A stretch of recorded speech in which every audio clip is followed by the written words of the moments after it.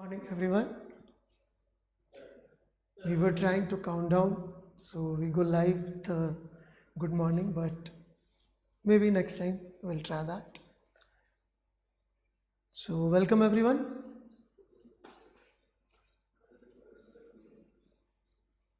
तो एक असाइनमेंट मैंने आप लोगों से शेयर किया था, तो वो असाइनमेंट और फिर उसका सोल्यूशन हमने अपलोड कर दिया था।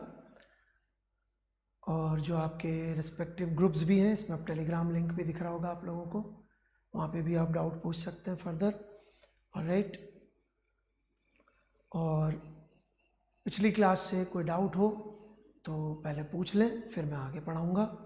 सो any doubts from last class? ये गुड मॉर्निंग लिखना बंद कर दीजिए ताकि मैं डाउट पढ़ सकूँ, नहीं तो डाउट निकल जाएगा आगे। Alright, so please stop writing anything else except doubts. अपनी चैट विंडो बंद कर दीजिए और सिर्फ डाउट हो तो ही चैट खोल के उस पर लिखें।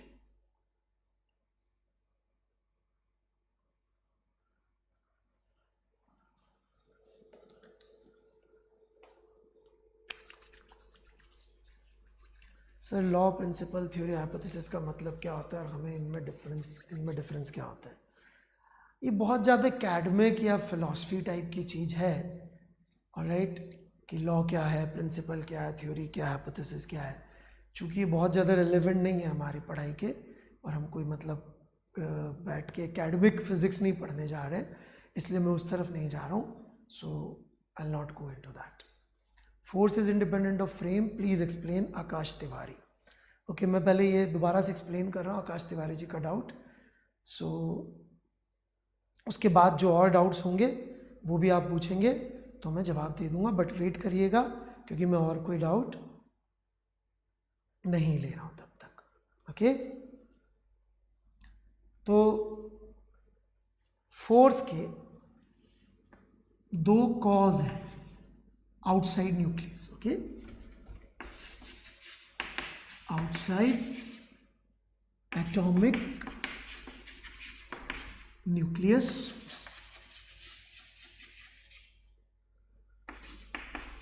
force is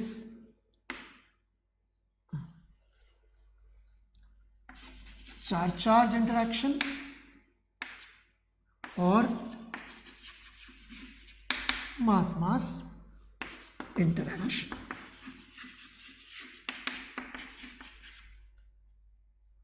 outside atomic nucleus, forces, charge और मास इंटरेक्शन। इसके अलावा कोई और कॉज या और कोई फोर्स ही नहीं है। इनफैक्ट फोर्स क्या है? जब एक चार्ज को पता लगता है दूसरा चार्ज एग्जिस्ट करता है, और जब एक मास को पता लगता है दूसरा मास एग्जिस्ट करता है, यही फोर्स है। इसके अलावा फोर्स कोई और चीज नहीं है। ऑलराइट, फोर्स मीन्स चार्ज का चार्ज इंटरेक्शन या फिर मास का मास इंटरेक्शन।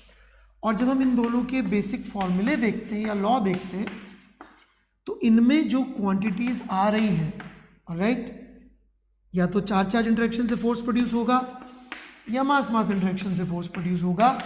तो इनमें जो क्वांटिटीज आ रही हैं, कांस्टेंट्स आ रहे हैं या ऐसी क्वांटिटीज आ रही हैं जो कि फ्रेम चेंज होने से चेंज नहीं होती है। तो चूंकि ये फ्रेम चेंज होने से चेंज नहीं होती है, तो इसका अर्थ ये है कि ये रिजल्ट जो हम यहां देखेंगे फोर्स का, वो फ्रेम पर डिपेंडेंट नहीं होगा। मतलब यदि हम ऑब्जर्वर चेंज करेंगे तो फिर चेंज नहीं होगा।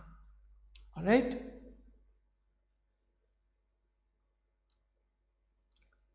सो आई होप जिसने डाउट पूछा था समझ में आ गया होगा कि फोर्स इंडिपेंडेंट ऑफ फ्रेम क्यों है। ऑलराइट, दूसरा डाउट जो मुझे लग रहा है, फ्रेम क्या है? रेफरेंस ऑफ फ्रेम की डेफिनेशन। बेटा, अपन स्कूल के एग्जाम की तैयारी नहीं कर रहे हैं कि कोई आपसे डेफिनेशन लिख पूछेगा कि बताओ जी डेफिनेशन क्या होती है ऑफ फ्रेम ऑफ रेफरेंस। हम इस तरह से नहीं जाते। रेफरेंस फ्रेम का मतलब हम आपको बता चुके हैं। एसेंशियली इट मीन्स कि आप ऑब्जर्वर का पॉइंट ऑफ व्यू, जो भी ऑब्जर्व करने वाला है। राइट, ट्रेन का पॉइंट ऑफ, ट्रेन में बैठेंगे तो दुनिया अलग दिखती है, कि नहीं दिखती है? पेड़ चलते हुए दिखाई देते हैं, जमीन पे खड़े रहते हैं तो पेड़ चलते हुए दिखाई नहीं देते। अर्थ से देखते हैं तो मून चलता हुआ दिखाई देता है, सन चलता हुआ दिखाई देता है। मून से देखेंगे तो शायद अर्थ चलती हुई दिखाई देगी, शायद नहीं, एक्चुअली दिखाई देती है चलती हुई। So that is the answer. Cause और टाइप्स ऑफ फोर्स में डिफरेंस। कॉज मतलब कि ओरिजिन क्या है, कहां से आया, ऑलराइट, मतलब it is something like cause is like father, type is like brothers and sisters, alright. There may be different types of forces जो कि एक ही cause से आए हों, जैसे normal, tension, spring force, ये सब are brothers and sisters. Cause is charge interaction, so that is the difference.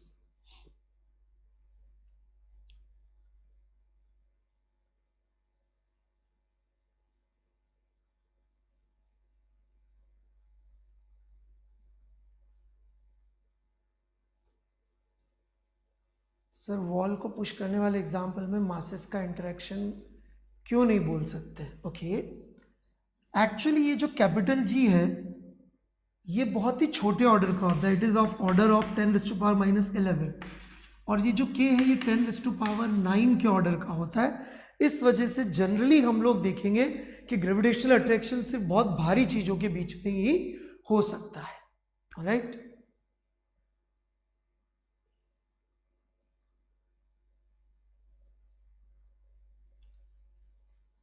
नहीं, हम बाकी के दो फोर्सेस एक्सप्लेन नहीं कर रहे हैं, ऑलराइट। हम लोग सिर्फ 9 आउटसाइड एटम की ही पढ़ाई कर रहे हैं, इसके अलावा के डाउट्स अब मैं नहीं लूंगा। डाउट्स वही लेंगे जो कि रेलेवेंट है to what I am teaching, alright. We can not take doubts of all the complete physics relevant to what we are doing. कुछ बच्चे शायद इस चैनल को सब्सक्राइब करे बिना देख रहे हैं। यदि आपने चैनल सब्सक्राइब कर रखा होता या फिर आपने इस प्लेलिस्ट को देखा होता तो उसके अंदर डीपीपी के सॉल्यूशन हमने लगा दिए हैं जहां से आप समझ सकते हैं वर्कशीट के सॉल्यूशंस। तो जिन लोगों ने अभी तक भी वर्कशीट के सॉल्यूशंस नहीं देखे, please go and listen to worksheet solutions, and in next class यदि आपको जो फर्स्ट वर्कशीट में फिर भी कोई डाउट रह जाए, after going through the video of the solution then we can discuss, alright. तो यदि कोई रेलेवेंट डाउट पूछे पिछली क्लास से तो मैं डेफिनेटली आंसर करूंगा। यदि अपन जनरल नॉलेज के लिए डाउट पूछेंगे तो मैं आंसर नहीं कर पाऊंगा। Sir condition of second NLM फिर से समझा दीजिए। यस, वो मैं करने वाला हूँ। आज मैं वर्कबुक के डाउट्स नहीं ले रहा हूँ बिकॉज इट सीम्स कुछ बच्चों ने जो पिछला वीडियो इस प्ले लिस्ट में है जहाँ पे हमने वर्कबुक का सोल्यूशन लगा रखे हैं वो देखे नहीं है, तो आप लोग एक बार वो देख लीजिए, फिर हम लोग ये क्वेश्चन नंबर ले लेंगे। सोहन राज इज डूइंग स्पैमिंग, प्लीज इनका डिलीट कर दीजिए बिकॉज वो एक ही चीज को बार बार डाल रहे हैं।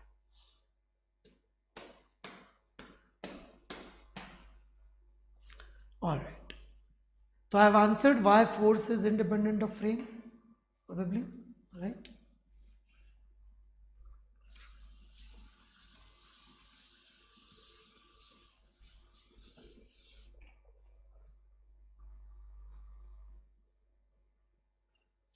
Inertial frame I have not explained Aditya yet, so wait we will explain. तो पिछली क्लास हमने जहां खत्म करी थी वहीं से फिर एक बार से हम शुरू कर रहे हैं, ऑलराइट। एक्सेलरेशन के दो कॉज हो सकते हैं, एक ऑब्जर्वर और एक फ्रेम, सॉरी फोर्स। जब ऑब्जर्वर कहते हैं तो इसका मतलब फ्रेम भी होता है, टेक्निकली इसको हम लोग फ्रेम कहते हैं। ऑब्जर्वर मतलब कि ट्रेन में बैठना, कार में बैठना, रॉकेट में बैठना, these all things are observer या फिर फ्रेम। तो इशू ये है कि जो अभी तक हमने समझा कि एक्सेलरेशन जो है उसके दो कॉजेज आते हैं, क्या क्या? एक ऑब्जर्वर या फिर फ्रेम और दूसरा आता है force, alright. Force also causes acceleration, ये अपनी ऑब्जर्वेशन से भी हम लोग देख सकते हैं, ऑलराइट। जो लोग टाइप करने में ज़्यादा ध्यान दे रहे हैं सुनने की जगह, उनको मुझे नहीं लगता समझ में आएगा, ऑलराइट।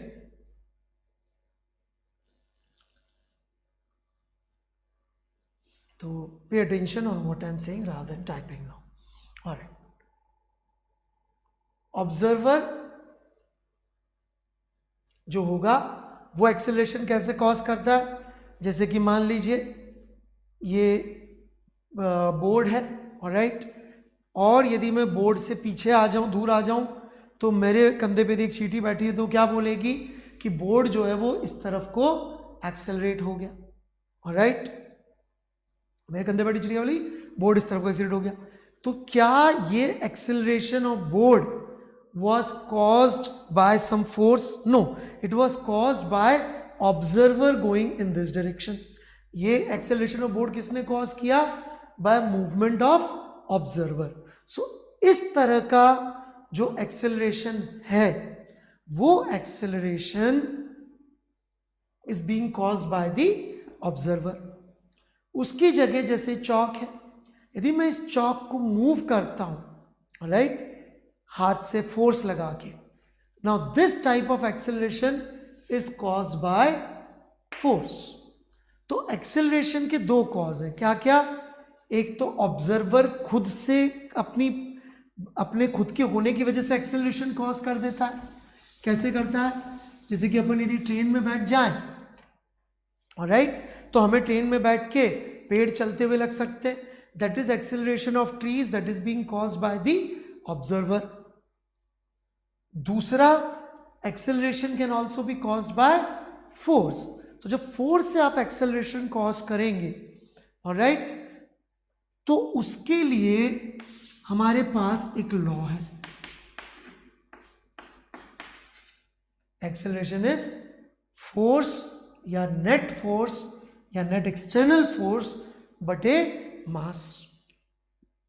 उसके लिए हमारे पास एक लॉ है, नेट एक्सटर्नल फोर्स बटे मास। ना इस लॉ में कमी क्या है?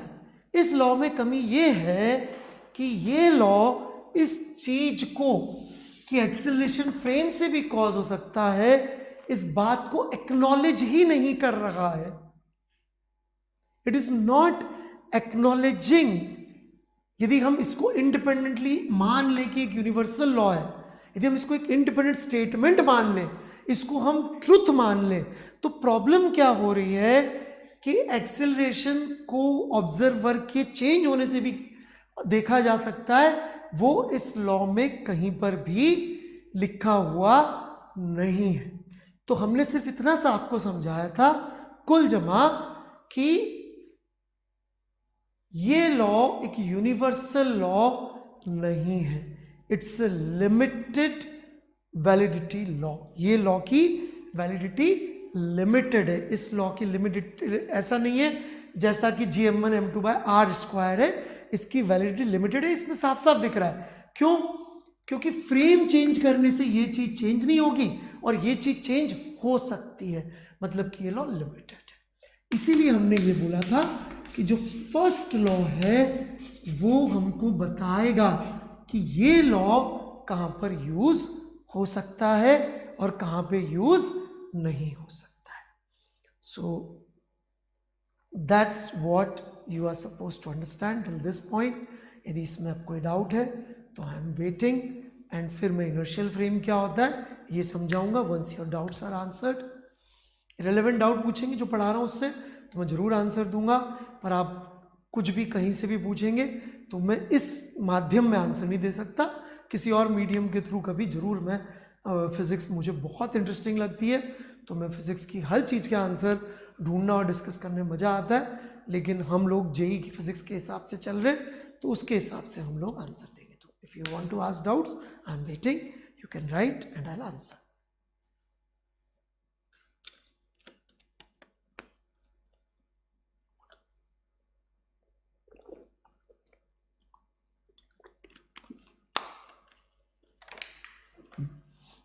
What is net force? Net force is एक बॉडी के ऊपर जरूरी तो नहीं एक ही फोर्स लगे। जैसे ये एक डस्टर है, राइट, इसको मैंने इधर से पुश किया, मैंने इधर से पुश किया तो दो फोर्स लग रहे, तो उसका net affect that is the net force. Sir mass is independent frame, yes it is independent. आप ट्रेन में 1 किलो का सामान लेके बैठी चाहे जमीन पे, ऑलराइट, वो एक जैसा ही दिखाई देगा। बताएंगे, अभी बताएंगे, अभी यही बचा है रैंडम गेमर। फर्स्ट लॉ कैसे बताता है कि वेयर डू यू सेकंड लो, बस यही जवाब देना है अब हमको, बिल्कुल सही। Shifa Khan, this is what I am going to answer now. Alright, so let's understand first law from the beginning and then will begin. Okay, अब हम एक्चुअली शुरू कर रहे हैं सही तरीके से न्यूटन के लॉ पढ़ना। अनकेपेबल ऑफ एक्नॉलेजिंग द फ्रेम का क्या मतलब है? आर्यन शर्मा, फ्रेम का क्या मतलब है? मैंने जवाब दिया इसका, आप पीछे जाके सुनेंगे तो समझ में आ जाएगा। ट्रेन में बैठना एक अलग फ्रेम, अर्थ पे होना अलग फ्रेम, मून पे होना एक अलग frame, that's what it means. Alright, Dheeraj Maurya, हमने कभी नहीं कहा कि सेकंड लॉ फॉल्स है, ये बिल्कुल नहीं बोला है। प्लीज अंडरस्टैंड, लॉ लिमिटेड होना का मतलब उसका गलत होना नहीं होता है। लिमिटेड एप्लीकेबिलिटी अलग चीज होती है और यूनिवर्सल एप्लीकेबिलिटी अलग चीज होती है। Alright, universal applicability is different from its being wrong. So this law is not wrong, it is a limited law. Alright, so it's a limited law, that's what it means. Okay, limited law में problem क्या होती है कि उनको हमें बहुत ध्यान से अप्लाई करना पड़ता है। यूनिवर्सल लॉ में क्या होता है, उनको लगाने के पहले आपको सोचने की जरूरत नहीं होती, तो हम जेई में हमसे कोई गलती ना करवा दे, इसके लिए हमें बहुत ध्यान से पढ़ने पड़ते हैं वो लॉ जो लिमिटेड होते हैं। Limited does not mean they are wrong. Alright, जैसे मैंने पिछली क्लास में भी एग्जांपल दिया था कि इंडिया के स्टेट्स के अंदर सब जगह टैक्सेस का अलग अलग प्रोविजन हो सकता है। ऑलराइट, तो वो उस स्टेट के लिए टैक्स का प्रोविजन अलग है। जैसे पेट्रोल की प्राइस वो हर स्टेट में अलग अलग है, क्यों? क्योंकि उस लॉ में लिमिटेड लॉ लगता है। ऑलराइट, लेकिन सारे स्टेट्स के अंदर क्रिमिनल प्रोसीजर कोड सेम है। यदि आप चोरी करेंगे या कुछ बड़ा क्राइम करेंगे तो उसके लिए सजा सेम है, that is universal law. Alright, तो लिमिटेड लॉ हो गया कि भाई पेट्रोल का प्राइस का डिसीजन स्टेट गवर्नमेंट का है, तो एक स्टेट में पेट्रोल का प्राइस कुछ और मिलेगा, दूसरे स्टेट में कुछ और मिलेगा इंडिया में पेट्रोल का प्राइस, क्योंकि स्टेट गवर्नमेंट डिसाइड कर सकती है कि भाई हमको कितना टैक्स रखना है। So that is a limited law कि पेट्रोल का प्राइस का डिसीजन। बट किसी ने यदि क्राइम किया है, मर्डर किया है, तो वो अनलिमिटेड लॉ के अंडर आता है। एज इन वो यूनिवर्सल है, वो पूरे इंडिया में सबको उसकी सजा सेम मिलेगी यदि आपने मर्डर किया, प्रूव हो गया तो। राइट, सो लिमिटेड लॉ गलत नहीं होते। क्या पेट्रोल की प्राइस रखना गलत है? नहीं, गलत नहीं है, बट उसकी एप्लीकेबिलिटी सब जगह अलग अलग है। Right, Ujjwal Prasad, an observer can have more than one frame? No, right now either I can be on ground or I can be on train or I can be on plane, but I can not be in all three at the same time. Right, so let's begin with the correct version of Newton's laws of motion. अभी तक हमने Newton's laws of motion में हमें क्या गलत समझ में आता था ये समझा है। अब हम लोग क्या समझने जा रहे हैं? अब हम लोग समझने जा रहे हैं सही तरीके से, starting from first law. Right, so here is the practical version or the useful version of the Newton's first law. So here we go. Right, आप लिख सकते हैं फर्स्ट लॉ जैसा हमें समझना है, ना कि वो जो न्यूटन ने बहुत इंटेलिजेंट लोगों के लिए दे दिया था। न्यूटन ने जब लॉ लिखे थे तो न्यूटन ने जो लॉ दिए हैं वो समझदार, बहुत इंटेलिजेंट तरीके से दिए कि उसमें यदि कोई चीज़ ऑब्वियस है तो उसने नहीं बोली है उसके अंदर, because you don't need to write obvious thing for intelligent people. Right, so लेकिन हम लोग को जब अप्लाई करने की जरूरत पड़ रही है तो हमें उसको थोड़ा सा रोक के समझ के चलना पड़ता है। Right, so what is Newton's first law, the proper version जो हमें चाहिए, that is inertial frame is defined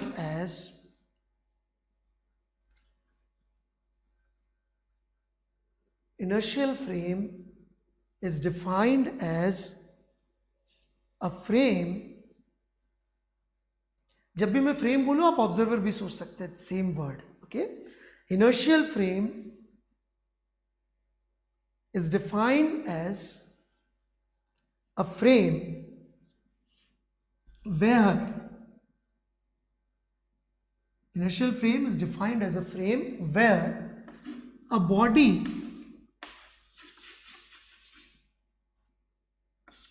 experiencing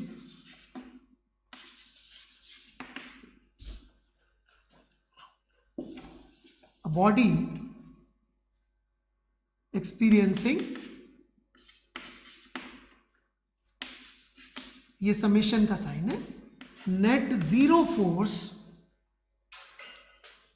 where a body experiencing net zero force will be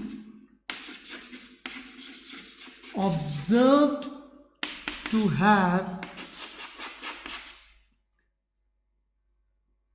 zero acceleration.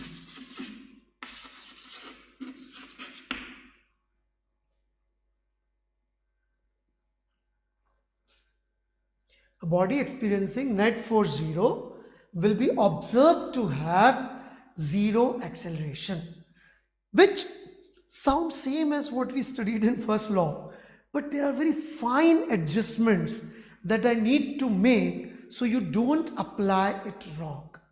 The first fine adjustment I need to make here is this: a body experiencing net force 0, यहां पर जो fine adjustment है वो ये, without using second law. अब ये बोलेंगे, ये लिखने की जरूरत नहीं क्योंकि सेकेंड लॉ अभी तक आया ही नहीं है, तो you should not use it. But the practical problem is this, क्योंकि सेकेंड लॉ एक मैथमेटिकल स्टेटमेंट है, तो आपको लगता है ये एक इक्वेशन है जिसको जब चाहे जहां चाहे चेप सकते हैं. मैं यही कह रहा हूं कि जो फिजिक्स के लॉ होते हैं वो मैथमेटिकली हम लिखते जरूर हैं, but they are not mathematical, as in they are not equivalent to mathematical equations. Physics के लॉ हम लिखते हैं मैथ्स में, बट वो मैथमेटिकल इक्वेशंस नहीं होते, क्योंकि यदि आपने इसको एक मैथमेटिकल इक्वेशन मान लिया जो इसके बाद सेकंड लॉ आता है, तो आप क्या सोचेंगे? आप सोचेंगे कि अच्छा एक बॉडी ढूंढनी है जिसपे नेट फोर्स 0 हो. ध्यान से सुनिएगा. तो आप क्या सोचेंगे? अच्छा मैं एक ऐसी बॉडी ढूंढ लेता हूं जिसका एक्सेलरेशन 0 हो. तो फिर आपको क्या लगेगा? फिर से सुन लीजिएगा. ऊपर लिखा है find a body experiencing net force 0. आप बोलेंगे अच्छा ढूंढनी है ना नेट फोर्स 0, तो मैं क्या करता हूं, सेकंड लॉ तो है ही सही, तो मैं नेट फोर्स 0 वाली बॉडी ढूंढने की जगह 0 एक्सेलरेशन वाली ढूंढ लेता हूं, तो नेट फोर्स 0 हो जाएगा उसके ऊपर. That's a mistake. Why? Because second law is not fundamental law, as in not a universal law. Alright? Since it is not a universal law, आप इसको फोर्स 0 के लिए यूज नहीं कर सकते. इसीलिए मैंने यहां क्या लिखा, बॉडी एक्सपीरियंस नेट फोर्स 0, लेकिन कैसे ढूंढना है? विदाउट यूजिंग सेकंड लॉ ढूंढना है. इसका क्या मतलब हुआ? इसका मतलब हुआ हमको उस बॉडी पर लग रहे सारे फोर्सेस एक्चुअली सच्ची मुच्ची कैलकुलेट करने पड़ेंगे, जैसे भी कर पाए. एक बार अपन ने जब वो सच्ची मुच्ची में जो उस पर फोर्सेस लग रहे वो कैलकुलेट कर लिए, और यदि उस बॉडी पे 0 नहीं आया तो अपन इसमें आगे नहीं बढ़ सकते. खत्म हो गया, नॉट यूजफुल. क्यों? क्योंकि कह रहा है फाइंड अ बॉडी. ये एसेंशियली क्या है, मतलब फाइंड भी लिख सकते हैं, फाइंड अ बॉडी. तो ये इनर्शियल फ्रेम की डेफिनेशन बन जाएगी. राइट? तो ये इनर्शियल फ्रेम की डेफिनेशन बन जाएगी.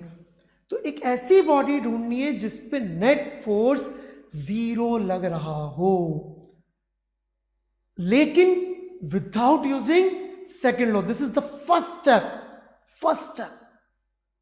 If you miss this, everything else is useless. All right? Everything else is useless. The first step is to find a body experiencing net zero force, and that also without using or without looking at its acceleration. You're supposed to actually calculate all the forces acting on it. Once you find such a body, if you cannot find, we cannot proceed. Once you find such a body, now you go and find a place. मान लीजिए मुझे एक body मिल गई, let's say ये body मिल गई, alright, जिस पे मैंने कुछ जुगाड़ करके, कुछ एक्सपेरिमेंट करके नेट फोर्स कैलकुलेट किया और वो 0 आ गया। आई एम सो लकी कि मैंने चेक किया, इस पर नेट फोर्स 0 आ गया। अब यदि मैं एक एक्सेलरेटिंग कार में बैठ के इसको देखूंगा, अब यदि मैं एक्सेलरेटिंग कार में बैठ के इसको देखूंगा, जो कार ऐसे जा रही, तो वो तो बोलेगी इसका एक्शन पीछे, इसका मतलब वो फ्रेम इनर्शियल नहीं है। कौन सा फ्रेम? कार वाला फ्रेम अब इनर्शियल नहीं होगा। कार वाला फ्रेम इनर्शियल क्यों नहीं होगा? क्योंकि फोर्स 0 वाली बॉडी तो मिल गई थी, लेकिन जहां से मैं देख रहा था वहां से इसका एक्शन 0 दिखाई नहीं दे रहा था। ऑलराइट, लेकिन यदि मैं इसको जमीन से खड़ा होकर देखूं, लेकिन पहले कंडीशन मत भूल जाइएगा, किसी भी बॉडी को नहीं देखना है, सबसे पहले ऐसी बॉडी ढूंढनी जिसमें नेट फोर्स 0 लग रहा है। ऑलराइट, तो यदि अपने नेट फोर्स 0 वाली बॉडी ढूंढी और नेट फोर्स बॉडी वाली 0 वाली बॉडी ढूंढने पर जिस जगह से इसका एक्शन 0 दिख जाएगा, जैसे कि मान लीजिए मैं खड़ा हूं तो भी मुझे इसका एक्शन 0 दिखेगा, यदि मैं कांस्टेंट वेलोसिटी से चलूंगा तो भी मुझे इसका एक्सेलरेशन 0 दिखेगा, तो ये दोनों frame would be inertial frame. Alright, so मैं एक बार समझा दूं फर्स्ट लॉ या इनर्शियल फ्रेम क्या है। फिर से स्टेप 1 इज फाइंड, ये स्टेप आप चेंज नहीं कर सकते। स्टेप 1 फाइंड अ बॉडी, या यही लिखी हुई है, इसी को लिख लेते हैं। Alright, so this part here is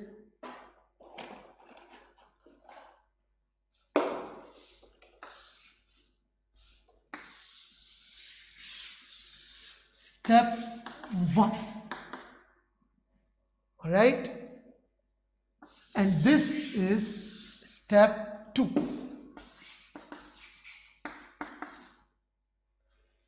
Step 1 and step 2, all right, क्या है इसमें? स्टेप 2 में find a frame from which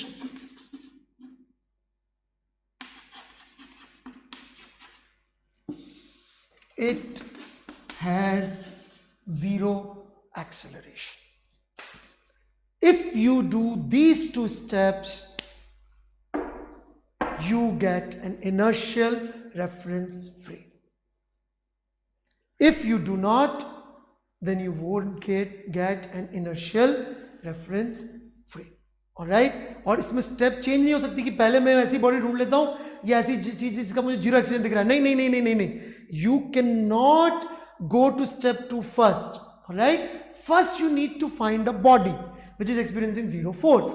once you find a body experiencing 0 force, now आपको ऐसी जगह पर जाके बैठ के देखना है जहां से आपको वो बॉडी एक्सेलरेट होती हुई दिखाई ना दे। फॉर एग्जाम्पल, मैं बार बार कह रहा हूं, जैसे कि ये मेरे आसपास चीजें रखी हुई हैं, ये एक मैंने उठा लिया डस्टर, यदि इस डस्टर का, पर मैं पहले तो प्रूव करना पड़ेगा कि इसका फोर्स 0 है without using second law. That is very important. Without using second law मैंने प्रूव कर दिया नेट फोर्स 0 है।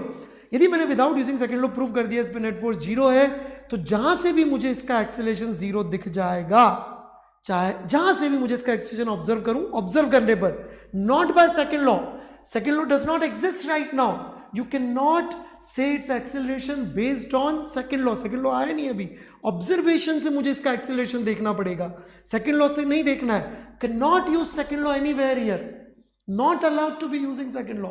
acceleration देखने के लिए observation और फोर्स की कैलकुलेशन डायरेक्टली करनी है, उसके ऊपर जितने फोर्स लग रहे हैं उनको नाप के, उनको जोड़ के डायरेक्शन को अकाउंट में लेते हुए अपन ने नेट फोर्स पहले चेक कर लिया। यदि नेट फोर्स 0 वाली बॉडी मिली, अब हमको ऐसे जगह से देखना है कि एक्सेलरेशन 0 दिखे। So that's how you define inertial reference frame theoretically. तो बहुत ज़्यादा हो गया होगा आप लोगों के लिए, आई नो दिस, क्योंकि जनरली कोई भी जो न्यूटन के लॉ होते हैं उनको ईमानदारी से पढ़ाया ही नहीं जाता है, उसमें सिर्फ एक इक्वेशन रटा दी जाती है और इसको अप्लाई करना सिखा देते हैं और लोग सोचते हैं उनको न्यूटन के लॉ आ गए। फिर जब वो आगे जाके जब अच्छी प्रॉब्लम्स आनी शुरू होती हैं, ऑलराइट, जैसे कि IIT JEE के अंदर HCV के हिसाब से मैं बोलूं तो पहले 9 चैप्टर जो है दैट इज स्टिल मोमेंटम, 10 साल में 10 सवाल आए होंगे, 12-15 आए होंगे। 10वां जो चैप्टर है रोटेशनल डायनेमिक्स, उसमें से एक एक साल में 5-5, 4-4 सवाल आए होंगे। अब वो रोटेशनल डायनेमिक्स को सही करने के लिए हमें आज सही फिजिक्स सीखनी पड़ेगी ताकि हमें रोटेशनल डायनेमिक्स में जाके लफड़े ना हो। राइट, तो कोशिश कर रहे हैं ताकि आप लोग रोटेशनल डायनेमिक्स में कोई गलती ना करें। उसके लिए हम फाउंडेशन स्ट्रांग बिल्ड करनी पड़ेगी, हमें न्यूटन के लॉ बहुत क्लियरली सीखने पड़ेंगे। यदि हम न्यूटन के लॉ सीखने में गड़बड़ करने लग गए तो फिर मजा नहीं आएगा। फिर क्या होगा, आज तो हम बच के निकल जाएंगे 2-4 सवाल सॉल्व करके, लेकिन बाद में नहीं होंगी चीजें। Alright, so if you have doubts you can ask, but please remain close to what I am discussing. Okay, how could we do step 1? We are just talking theory, we are not actually going to do any practically हम कुछ नहीं कर रहे हैं यहाँ पे, we are just saying कि भाई ऐसा करना चाहिए, this is what Newton proposed कि inertial frame वो होगा। अभी हम थ्योरी पढ़ रहे हैं, अभी हमको खुद को प्रैक्टिकली नहीं लगाना है, हम लोग वो साइंस नहीं पढ़ रहे जो हमको खुद करने वाले हैं, हम लोग साइंटिस्ट लोग जो बताए वो समझ रहे हैं। Can we make a situation where force F is 0? Practically I doubt, अगली बात है, अभी हम सिर्फ पहले थ्योरी समझ रहे हैं। What it defines? Inertial frame. It का मतलब है find frame from which the above body. It का मतलब above body या the body लिख देते हैं, ग्रामेटिकली शायद बेटर हो जाएगा। द मतलब जो पहले आ रही थी, द बॉडी हैज 0 एक्सेलरेशन, ये लिख सकते हैं आप चाहे तो। प्रैक्टिकली कैसे करेंगे ये मत पूछेगा अभी, I will give you an answer to that. Yes, it is confusing because Newton के लॉ बहुत, Newton is considered the greatest intelligent human being by many students, by many scientists. Alright, तो yes थोड़ा सा है, but आप थोड़ा सुनेंगे, ध्यान देंगे तो आएगा समझ में। 0 मास का कोई मतलब नहीं होता, not in the Newtonian physics, दूसरे फिजिक्स में होता है, वो भी हम नहीं पढ़ रहे।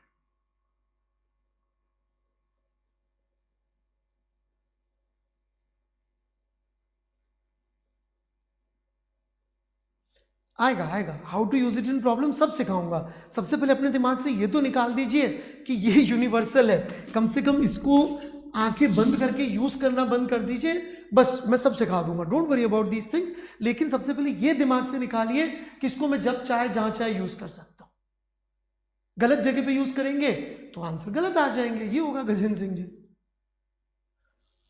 सुनील लड्डा जी तो अभी तक कन्विंस्ड है कि ये यूनिवर्सल लॉ है, वो लिख रहे हैं कि यदि एक्सचेंज 0 है तो फोर्स 0 होगा, फोर्स 0 होगा तो एक्सचेंज 0 होगा। उन्होंने मेरे ख्याल से पिछले 2 लेक्चर में कुछ भी नहीं सुना है सुनील लड्डा जी, सो सॉरी, आप सुनिए दोबारा, हम यही समझा रहे हैं बार बार। ऑलराइट,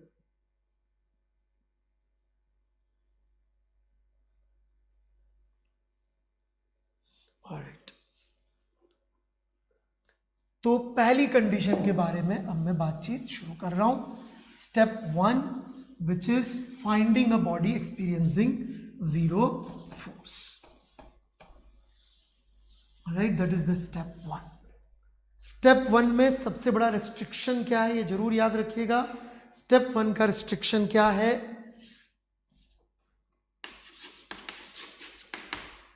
रिस्ट्रिक्शन क्या है, no use of second law. In fact पूरे ही फर्स्ट लॉ में ये no use of second law, which is very obvious to any normal intelligent human being, but what to do. So step 1 no use of second law, ये याद रखना है। और क्या फाइंड करनी है, एक बॉडी जिस पे नेट फोर्स 0, ये वेक्टर का साइन है, वेक्टर मतलब ऐसी क्वांटिटी जिसमें डायरेक्शन, राइट।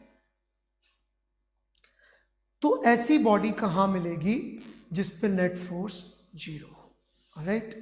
शिफा खान इतनी जल्दी कंक्लूजन नहीं आते। न्यूटन की प्रिंसिपिया मैथमेटिका जो किताब है, ऑलराइट, जिसमें ये लॉ है, उसको one of the most difficult book of physics माना जाता है। उसका ये प्राइमरी कंक्लूजन है ये इतनी जल्दी मैं आपको समझा दूँ और इतनी जल्दी आप समझ जाए तो हम दोनों ही न्यूटन और आइंस्टीन हो जाएंगे. So it would take time. Have patience. Alright, इतनी जल्दी नहीं समझा पाऊंगा मैं और ना इतनी जल्दी आप समझ पाएंगे. ओके, सो वेट. और चैटिंग पे जितना कम ध्यान देंगे तो जल्दी समझ में आएगा. Alright,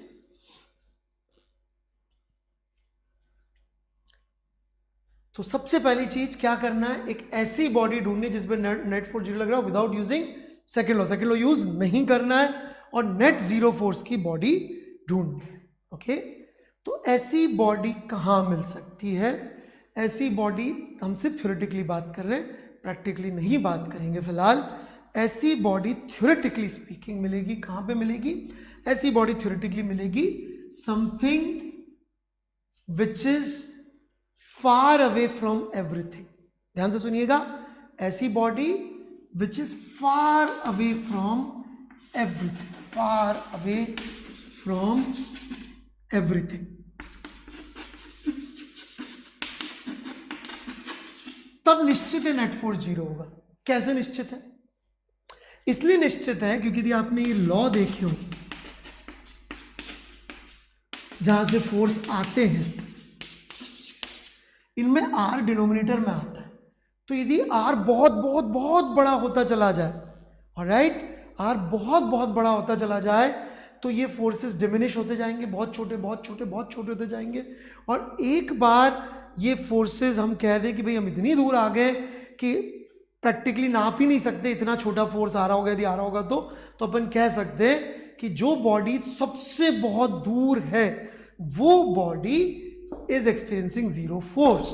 And please understand, we are doing this without using second law. हमने एक्चुअली फोर्स जीरो किया. एक तरीका तो ये है. दूसरा तरीका जो है वो प्रैक्टिकली बहुत पॉसिबल नहीं है.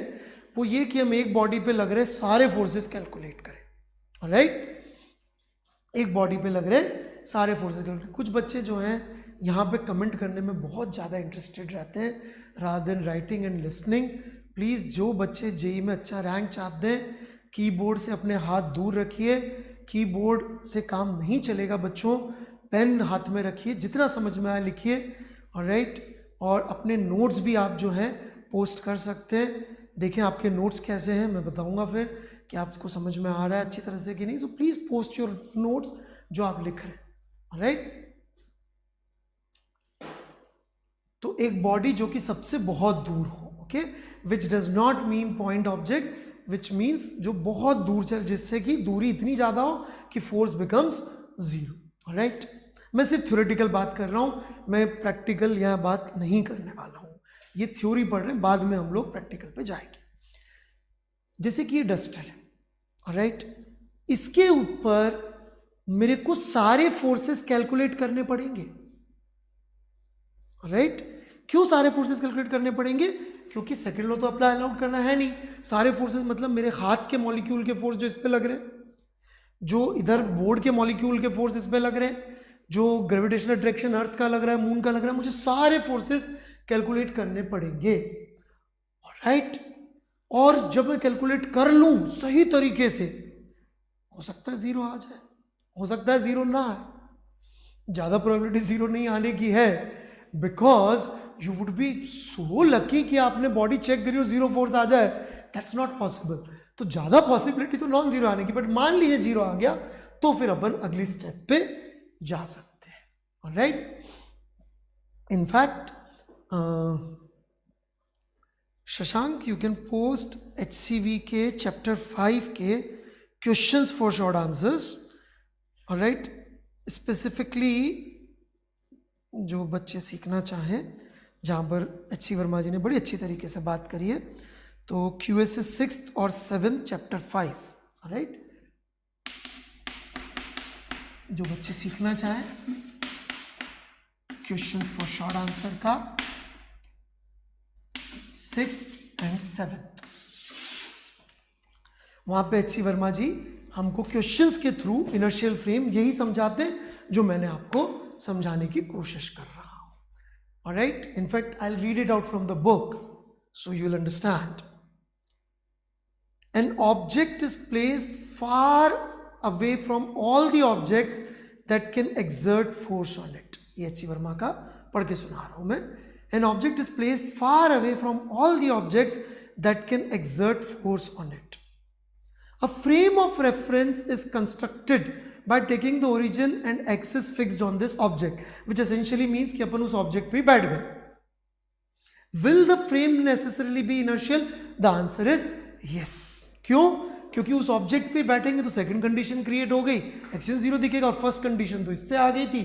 किससे आ गई थी? कि अपन ने object ही ऐसा लिया था जो कि सबसे far away था। Shambhavi Shandilya sir, why it will experience zero force? Because यदि आपने आर की वैल्यू कर दी बहुत बड़ी तो इस फोर्स की वैल्यू जीरो, आर की वैल्यू कर दी बहुत बड़ी तो इस फोर्स की वैल्यू जीरो। तो एक ऑब्जेक्ट जो सबसे बहुत दूर है, सबसे बहुत दूर है, कोई भी ऑब्जेक्ट के पास नहीं चाहिए, तो r becomes very large, force become zero, इस वजह से। तो शामवी शांडिल्य मैंने आंसर दे दिया, 3 बार आपने पूछा। Sorry, I was teaching so I was not able to concentrate on that. तो एक बॉडी को यदि हमने सबसे बहुत दूर रख दिया तो आर बहुत बड़ा, तो फोर्स बिकम्स जीरो। सो थ्योरेटिकली तो एक आइसोलेटेड या ऑब्जेक्ट जो कि बहुत दूर हो सबसे, वो इनर्शियल फ्रेम खुद बन जाता है। अब हम बात करते हैं practically. Practically is this possible, इस पे मैं बात करूंगा। Alright sir, please explain another second one. Another second one I don't understand sir, but observer का फोर्स तो ऑब्जेक्ट पे लगेगा। ऑब्जर्वर कोई फिजिकल एंटिटी नहीं होता बेटे। Alright Devansh Upadhyay, observer is just a mathematical idea कि वहां बैठ के देख रहे होते, फिजिकली नहीं जाके बैठना होता हमें, वहां बैठ के देख रहे होते तो कैसा दिखता। Alright, so it's not a physical thing, it's just a mathematical idea. तो उसका कोई मास नहीं, कुछ नहीं, तो we don't need it.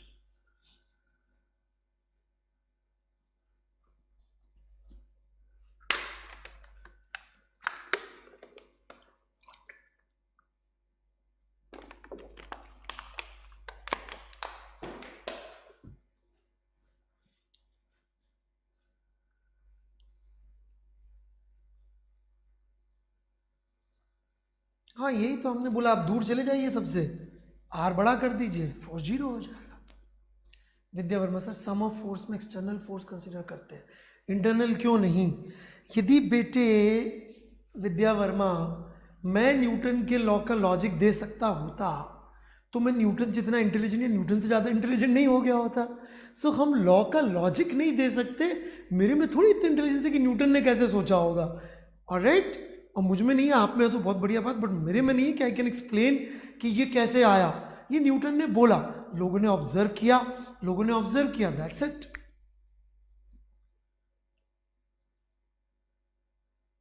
Inertial frame कोई फिजिकल चीज नहीं है माधव महेश्वरी जो हम उस पर फोर्स लिख सके। It's a mathematical idea. Mathematical चीजों पे थोड़ी फोर्स लगता है।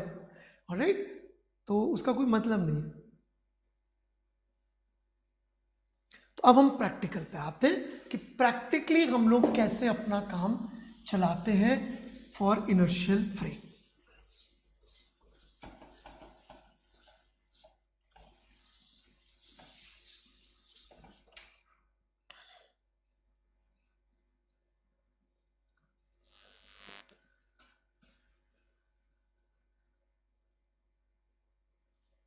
सेवेंथ क्वेश्चन के सेकंड लाइन का मीनिंग यही है कि frame of reference consider by taking the origin of the axis fixed in this frame, which essentially means आप इमेजिन करिए कि आप उस ऑब्जेक्ट पे जाके बैठ गए। जैसे कि मैं आपसे बोलूं आंखें बंद करके इमेजिन करिए आप ट्रेन में बैठे हुए खिड़की से बाहर देख रहे हैं, करिए इमेजिन, तो आपको क्या दिखेगा? जो भी खिड़की के बाहर पेड़ है वो चलते हुए दिखेंगे कि नहीं दिखेंगे? तो ऐसे इमेजिन करिए कि आप वहां बैठ गए, दैट्स व्हाट इट मीन्स।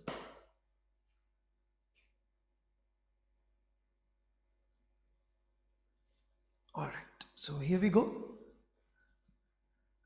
एक बार मैं फिर से बता दूं, कुछ लोगों को फिर से डीपीपी याद आ गया। मैंने लेक्चर के शुरू में भी बोला था डीपीपी के डाउट्स मैं अगली क्लास में ले रहूँगा, not in today's class. Meanwhile I request you कि इसके पिछले वाले लेक्चर में हमने एक प्ले लिस्ट में आप देखेंगे तो हमने दे रखा है, और 6 और 7 जो आज दिए हैं ये क्यूएसए के क्वेश्चंस, इनके आंसर मैं अगली क्लास में एक्सप्लेन करूंगा, अभी आप सोचिए बेस्ड ऑन माय लेक्चर कि इनके आंसर क्या होने चाहिए। ऑलराइट, आप सोचिए इनके आंसर क्या होने चाहिए। चलिए हम आगे बढ़ते हैं। अभी प्रैक्टिकली हम लोग क्या करते हैं।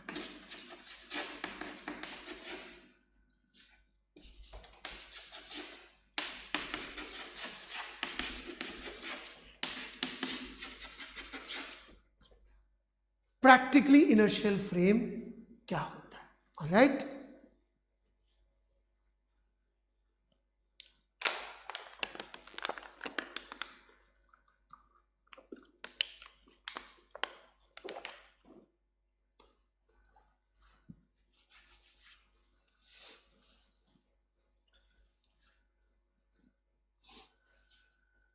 Please focus. What we do is this, condition समझिएगा नहीं तो गड़बड़ हो जाएगी।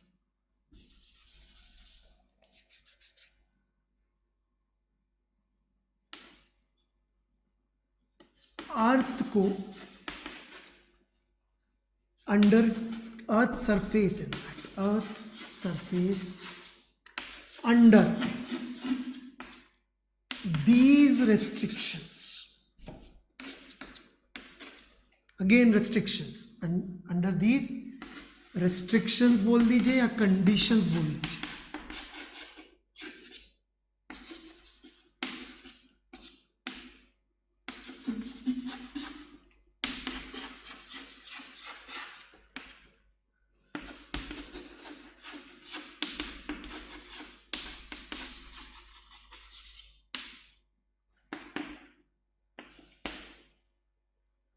देखिएगा।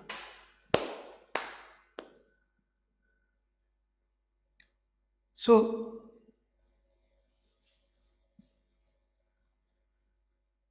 what are the conditions? Practically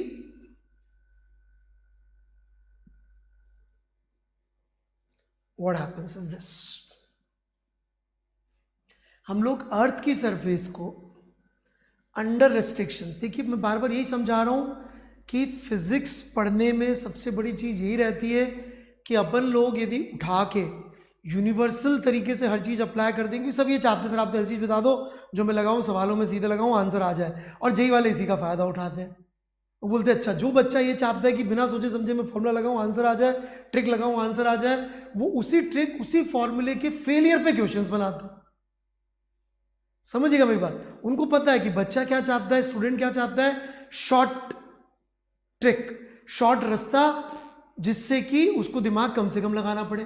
वो आईआईटी जेई के लिए आईआईटी के अंदर ढूंढ रहे इंटेलिजेंट लोग, तो जो ट्रिक लगा के ऊल जलूल जुगाड़ से यदि घुस जाए वो नहीं चाहते, तो जानबूझ के इस तरह की ही चीजें पूछते हैं जहां पे यदि आपने कंडीशंस नहीं समझी थी, रट्टा मार लिया था, तो आपसे पक्का सवाल गलत हो जाए। This is what is their philosophy each time, every time, that's what they do. वो क्वेश्चंस बनाते ही इस तरीके से हैं कि जो 99% केसेस में जो आपने लगाया था वो आप लगाएं और मरे, और वो जो 1% जो कंडीशन जहां लगती थी उसके वजह से आप फंस जाए। That's what they want. So that's why we need to understand these restrictions. अर्थ की सरफेस को इनर्शियल फ्रेम मान सकते हैं कब? When observer is on earth. इसका क्या मतलब है? इसका मतलब ये मून पे बैठ के हम अर्थ को इनर्शियल फ्रेम मानेंगे तो गलती हो जाएगी। Observer must be present on earth. Alright, कहने का मतलब जैसे कि इंडिया ने जब मंगलयान जब लॉन्च किया, तो मंगलयान जब यहां से लेके मार्स तक की जर्नी किया, तो क्या अर्थ को इनर्शियल फ्रेम मान सकते थे? नहीं मान सकते थे। और इनफैक्ट जो साइंटिस्ट थे इसरो के, उन्होंने उस कैलकुलेशन के लिए, जर्नी की कैलकुलेशन के लिए अर्थ को इनर्शियल फ्रेम नहीं माना था। यदि माना होता तो फर्स्ट टाइम में वहां पहुंचने वाले हम इकलौते देश जो है नहीं होते, वो कहीं और ही पहुंच गया होता। उसके लिए क्या करना पड़ेगा? We don't need it right now, but what we need right now is ये समझना कि ऑब्जर्वर अर्थ पे हुआ तभी हम लोग अर्थ को इनर्शियल फ्रेम मान के कैलकुलेशन करेंगे। यदि अर्थ को छोड़ के जाना है तब इनर्शियल फ्रेम क्या होगा वो भी मैं आपको धीरे धीरे सिखा दूंगा, डोंट वरी अबाउट इट।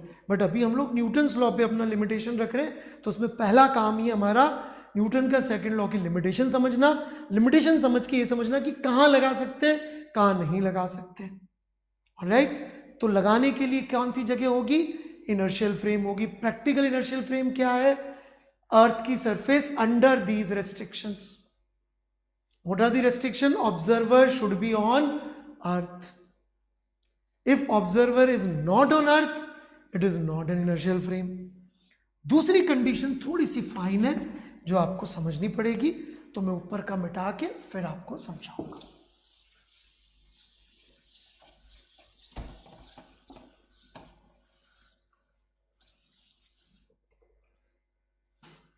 अर्थ जैसा आप सबको पता होगा अपनी एक्सिस के अबाउट घूमती है। ऑलराइट,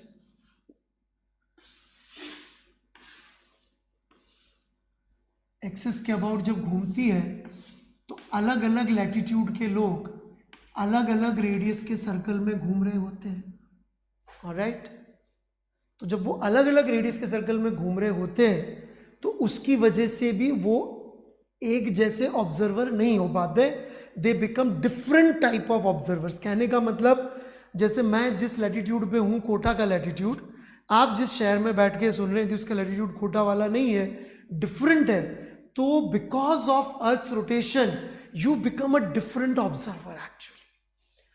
तो उससे फर्क बहुत ज़्यादा नहीं पड़ता, उससे बहुत बड़ी गलतियां नहीं होती है। ऑलराइट, यदि आप वहाँ पे बैठ के अपनी जगह पे मान के इनर्शियल फ्रेम अपने घर अपने होम टाउन को इनर्शियल फ्रेम मान के एक कार डिज़ाइन करेंगे और मैं यहाँ बैठ के अपने एक कार डिज़ाइन करूँगा तो कोई फर्क नहीं पड़ने वाला, हमारे रिजल्ट एग्जैक्टली सेम आएंगे क्योंकि वो मिस्टेक बहुत कम होती है। परंतु यदि एक मिसाइल आपको लॉन्च करनी हो आपके शहर से और मुझे अपने शहर से मिसाइल लॉन्च करनी हो, ऑलराइट, फिर प्रॉब्लम है। फिर यदि अपन ने इस एक्सीलरेशन को अकाउंट में नहीं लिया तो वो मिसाइल एग्जैक्ट सेम जगह पर जाकर हिट नहीं कर पाएगी यदि हमने अपने डिफरेंट ऑब्जर्वेशन को अकाउंट में नहीं लिया। क्यों? क्योंकि यहां बैठे हुए आदमी का एक्सीलरेशन यहाँ के आदमी से यहाँ के आदमी से यहाँ के आदमी से डिफरेंट होता है। इनफैक्ट ये तो घूम ही नहीं रहा है जो पोल पे, पोल वाला तो बंदा घूम ही नहीं रहा है, राइट। तो सेकेंड कंडीशन इसी बारे में क्या है कि रोटेशन ऑफ अर्थ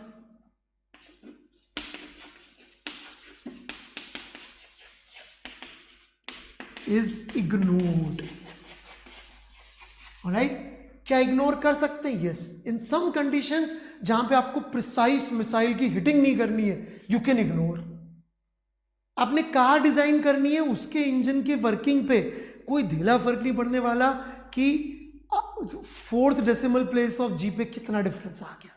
तो इस वजह से हम लोग मोस्ट ऑफ द टाइम अर्थ को इनर्शियल फ्रेम ले लेते हैं। मैंने क्या बोला है? Most of the time. यदि आप कभी इंडिया के लिए रॉकेट्स डिजाइन कर रहे हो, मिसाइल्स डिजाइन कर रहे हो, या फिर आप इंटरप्लैनेटरी ट्रैवल कभी इंडिया के लिए बना रहे हो, तब आपको शायद मेरी बात याद आएगी कि हाँ, एक दिन एजी सर ने बोला था कि इनर्शियल फ्रेम लेने के लिए ये रेस्ट्रिक्शंस हैं, और जब हम इन रेस्ट्रिक्शंस को तोड़ रहे हैं, हम बहुत प्रिसाइज वेपन डिजाइन कर रहे हैं जो बहुत दूर जाके मारने वाला है, या हम इंटरप्लैनेटरी ट्रैवल की प्लानिंग कर रहे हैं, उसके अंदर फिर आप अर्थ को इनर्शियल फ्रेम लेंगे तो गलती हो जाएगी। फिर हमको और एडवांस लेवल पे जाके बात करनी पड़ेगी, कुछ और बेटर लेना पड़ेगा। कोई डाउट हो तो पूछ सकते हैं, otherwise for practical reasons earth would be N inertial reference frame for all the coming problems, और मैं उसी के बारे में और थोड़ी सी बातचीत करूंगा।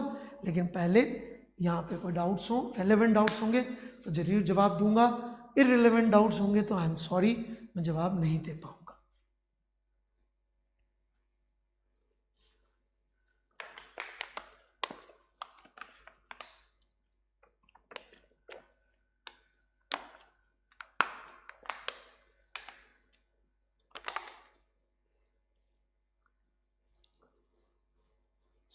दोनों रिस्ट्रिक्शंस फिर से समझा। नहीं Purushottam Sharma, second is nothing, has nothing to do with the speeds, it is dependent on our position on the planet Earth, कि हम अर्थ पे कहाँ हैं, उसका फर्क पड़ रहा है कि नहीं पड़ रहा है। यदि उसका फर्क पड़ रहा है तो हमको फिर अर्थ की सरफेस को इनर्शियल फ्रेम नहीं मान सकते। अर्थ की हमारी लोकेशन का फर्क पड़ रहा है कि नहीं पड़ रहा है।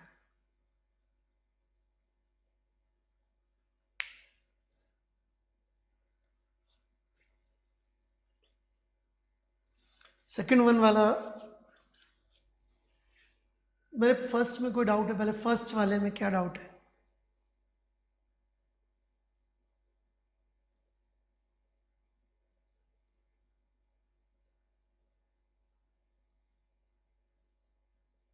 What is inertial frame? Frame जहां पे आप सेकेंड लॉ यूज कर सकेंगे, अगली क्लास में वैसे मैं इस पे आऊंगा। ऑलराइट, जहां पे आप इनर्शियल फ्रेम यूज कर सकते हैं, that is known as inertial frame. Alright, जिसका डेफिनेशन फर्स्ट लॉ का मैंने दिया था।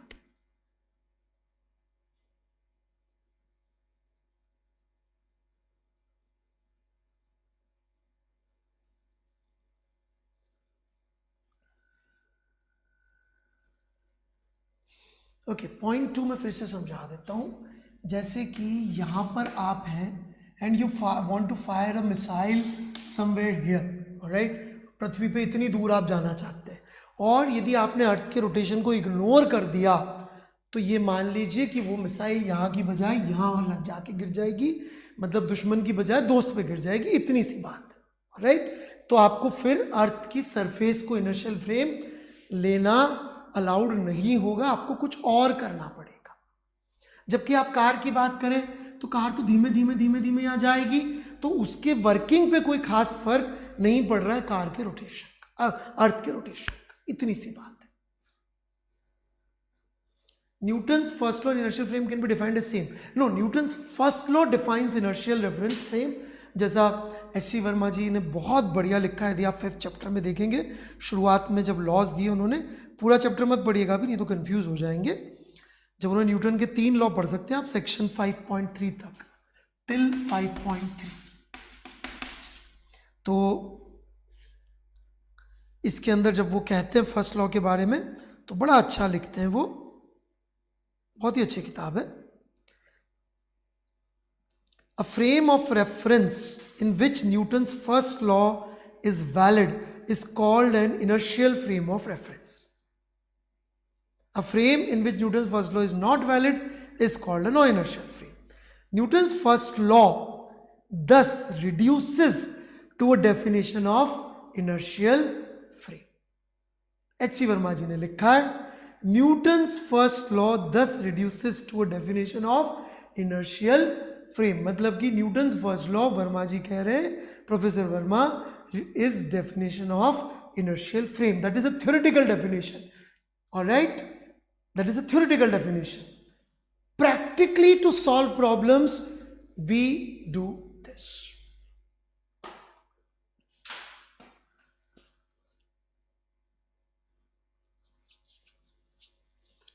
सो दोबारा से आप लेक्चर सुनिएगा, कोई प्रॉब्लम नहीं है, यूट्यूब पे अवेलेबल है, लिसन इट अगेन, डाउट्स पूछिए जो ग्रुप्स पे आप हैं, अगली क्लास में फिर पूछिए। हालांकि अभी ख़त्म नहीं हुआ, अगली क्लास में मैं फिर आगे बढ़ूंगा और इंडस्ट्रियल फ्रेम के बारे में बातचीत करूंगा। ठीक है, so will stop here and will continue in next class.